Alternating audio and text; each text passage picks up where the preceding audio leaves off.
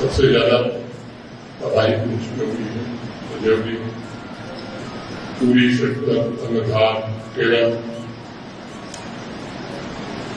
हमने अनेक बहुमूल्य जाने कमाई है। ये कोई राजनीति का समय नहीं है। जो आर्थिक सहायता मोटे तौर पर गृह मंत्रालय, भारत सरकार की ओर से जम्मू कश्मीर स्वास्थ्य की ओर से मिला करके हर परिवार को 16 लाख रुपए दिए गए हैं।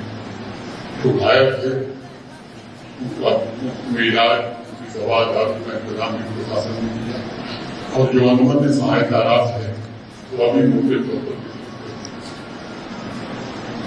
ये सच है कि मौत का कोई मुआवजा नहीं होता है।